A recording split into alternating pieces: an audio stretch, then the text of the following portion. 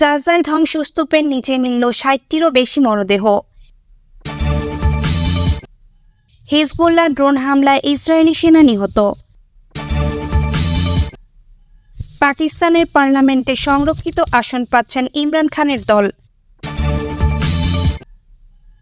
এতক্ষণ শুনছিলেন সংবাদ শিরোনাম, এবারে বিস্তারিত। আসসালামু আলাইকুম, বিসমিল্লাহির রহমানির রহিম। হিজবুল্লাহ ড্রোন হামলায় ইসরায়েলি সেনা নিহত। গাজা উপত্যকায় ইসরায়েলের চলমান গণহত্যার প্রতিবাদে গত বছরের অক্টোবর থেকে দেশটির সেনাবাহিনীর বিরুদ্ধে হামলা চালিয়ে আসছে হিজবুল্লাহ।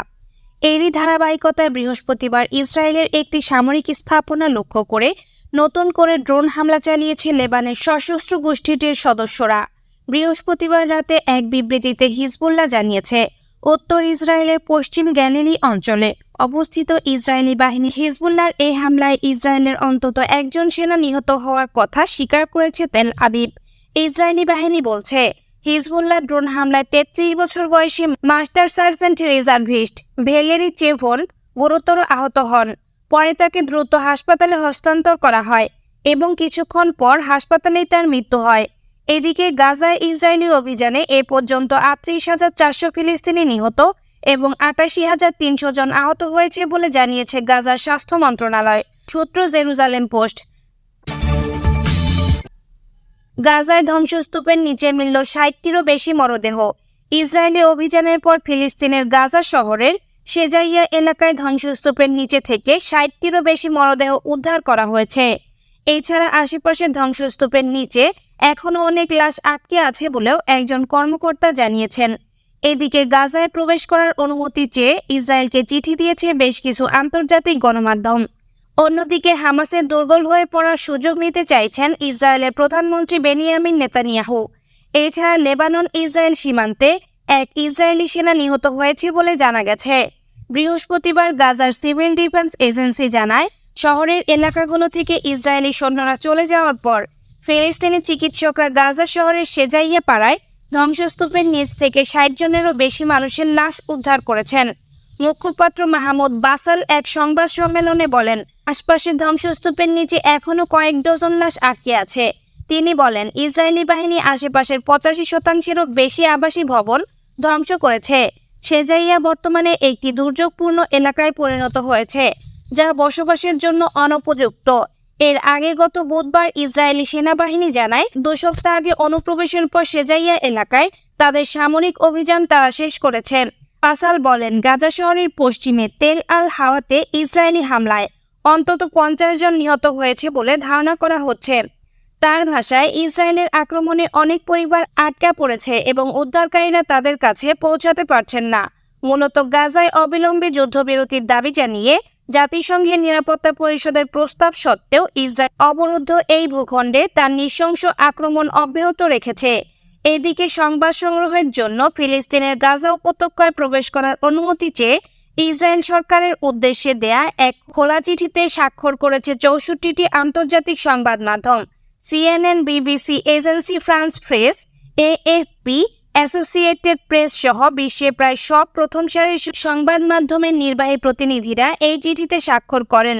গত বৃহস্পতিবার চিঠিটি প্রকাশ করে সাংবাদিকদের স্বাক্ষর ও অধিকার আদায় বিষয়ক বৈশ্বিক সংস্থা কমিটি টু প্রোটেক্ট জার্নালিস্ট। সেখানে বলা হয়েছে, আমরা এই চিঠিতে স্বাক্ষরকারী বিভিন্ন সংবাদ সংস্থা ইসরায়েলি কর্তৃপক্ষ বরাবর এই আহ্বান জানাচ্ছি যে গাজায় আন্তর্জাতিক সংবাদ মাধ্যমের প্রবেশ রোধ করতে যেসব বিধিনিষেধ জারি রয়েছে সেগুলো যত শীঘ্রই সম্ভব তুলে নিন এবং সংবাদ সংগ্রহের জন্য আন্তর্জাতিক সংবাদ সংস্থাগুলোর কর্মীদের প্রবেশ করতে দিন। ২০২৩ সালের ৭ অক্টোবর ইসরায়েলে হামাস যোদ্ধাদের অভিযানের পর থেকে আন্তর্জাতিক সংবাদ মাধ্যমগুলোর প্রবেশ নিষিদ্ধ করেছে ইসরায়েল সরকার। খোলা চিঠিতে এই প্রসঙ্গে বলা হয়েছে, যুদ্ধের আজ ৯ মাস চলছে, কিন্তু এখনও গাজায় আন্তর্জাতিক সংবাদ মাধ্যমগুলোর সংবাদকর্মীদের প্রবেশ করতে দেওয়া হচ্ছে না। বিদেশি সাংবাদিকদের প্রবেশে নিষেধাজ্ঞা জারি থাকায় যুদ্ধের সংবাদ সংগ্রহে নিয়োজিত স্থানীয় সাংবাদিকদের ওপর অসম্ভব চাপ পড়ছে। এই চাপ পুরোপুরি অযৌক্তিক এবং অগ্রহণযোগ্য। এদিকে ফিলিস্তিনি সশস্ত্র গোষ্ঠী হামাস দুর্বল হয়ে পড়েছে বলে গোয়েন্দা তথ্য পেয়েছেন ইসরায়েলি প্রধানমন্ত্রী বেনিয়ামিন নেতানিয়াহু। ইসরায়েল ও মার্কিন কর্মকর্তারা বলেছেন, গোয়েন্দা তথ্য অনুসারে জানা গেছে যে হামাসের সামরিক অবস্থান দুর্বল হয়েছে। তাই তারা যুদ্ধবিরতি চাইছে। এই তথ্যের ভিত্তিতে জিম্মি মুক্তি ও যুদ্ধবিরতির আলোচনায় ইসরায়েলের অবস্থান কঠোর করেছেন বেনিয়ামিন নেতানিয়াহু। সমঝোতার আলোচনায় জড়িত এক ইসরায়েলি কর্মকর্তা মার্কিন সংবাদ মাধ্যম অক্সিওসকে বলেন, গোয়েন্দা তথ্যের ভিত্তিতে আলোচনার শর্তে নেতানিয়াহু ইসরায়েলের অবস্থান কঠোর করেছেন। তিনি চেষ্টা করছেন আলোচনার মাধ্যমে যতটুকু সম্ভব আদায় করে নিতে।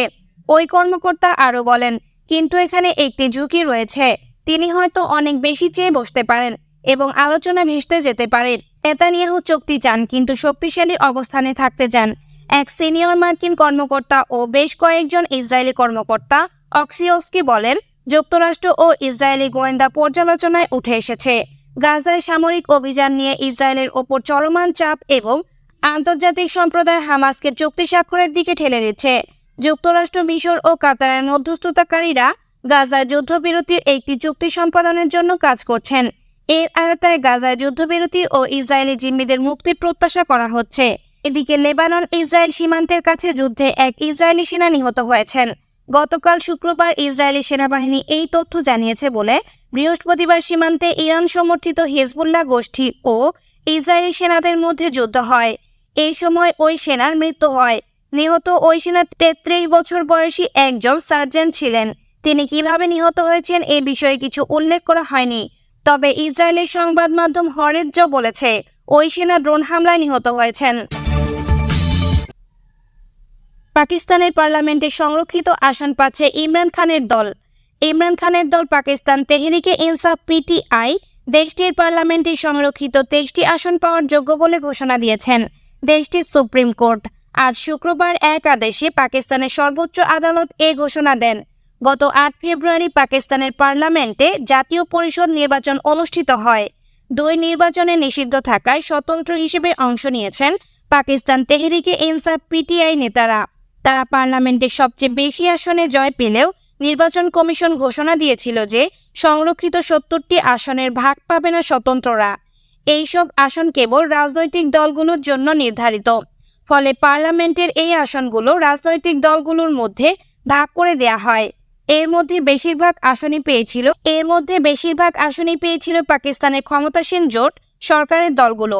শুক্রবার সুপ্রিম কোর্টের আদেশ পড়ে শোনানোর সময় প্রধান বিচারপতি কাজী ফয়েজ ইসা বলেন, একটি রাজনৈতিক দল হিসেবে পিটিআই সংরক্ষিত আসন পাওয়ার যোগ্য।